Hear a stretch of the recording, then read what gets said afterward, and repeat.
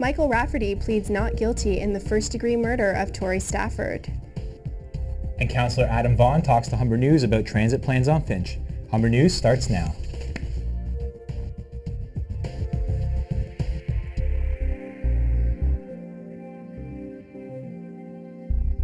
Hello, it's Wednesday, February 29th. Welcome to Humber News, coming to you from the Broadcast Center here at the North Campus. I'm Andrea Lawson. Thanks for joining us. And I'm Thomas Csercsa. Ahead on our show, we have all your news, sports, and entertainment highlights, as well as your 5-day weather forecast. But first, Andrea has our top story. A 31-year-old man has pled not guilty to the kidnapping, sexual assault, and first-degree murder of Tory Stafford in a London, Ontario court this morning. Michael Rafferty has been arraigned today on 3 charges. Stafford went missing on her walk home from school in Woodstock, Ontario in 2009. Her body was found 3 months later. Lawyers have begun selecting the jury today. 21-year-old Terry Lynn McClintock has already been convicted of first-degree murder in the girl's death. Toronto City Councillor Adam Vaughan stopped by Humber today to speak about his experience as a politician and journalist. Humber News reporter Dylan MacKenzie caught up with him to get his take on Toronto's transit debate. To go with the citywide LRT or to support Scarborough Subway? That is the question.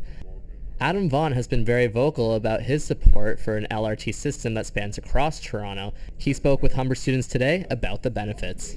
And if we don't build transit to every corner of the city, if we put all of the dollars into one tunnel, we're selling the cities short. We're selling the people of the city short. Opposing council members believe Transit City should be put underground, but Vaughan says there are serious financial repercussions for taking light rails off the streets. And I'm not interested in spending $1 billion on a single idea and raising taxes of $1 billion on a single idea and mortgaging the city's future for $1 billion and still find ourselves $1 billion short with only one transit line under construction. Construction for the Scarborough Subway would have an estimated completion date of 2020, making any chance of rail transit to Humber and Rexdale a distant thought.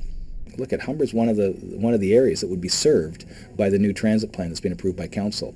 If you follow the Ford plan, even though they're from Etobicoke, they leave institutions like this in Etobicoke out there by themselves without service.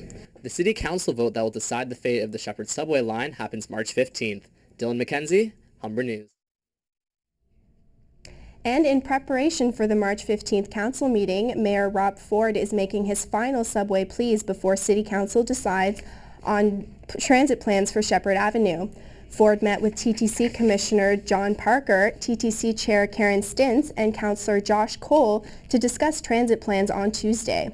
Parker says he thinks the mayor is willing to compromise, but doubts there will be a deal to extend the Shepherd subway.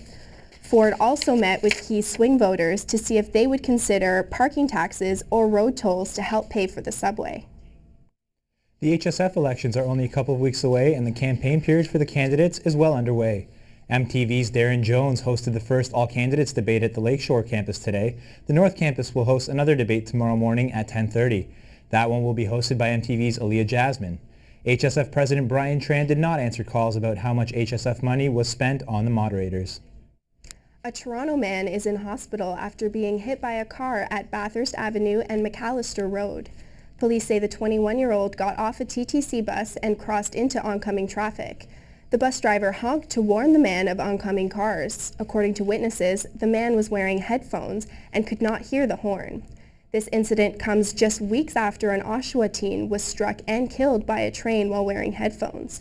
The teen crossed onto the tracks unaware of an approaching train despite the automated traffic barrier, lights, and bells going off.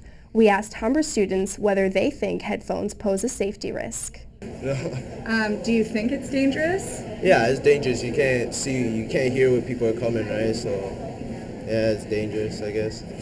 It's a safety concern for me. I have done it once, and it wasn't pleasant because I drove with headphones on once, and then you don't know what's going on because you're so into music. You forget about everything else, and then as a result, you get into an accident or you get hit. If I'm walking around the city, I'll not do that, but in the campus around like places like this, I would do that. I would wear them.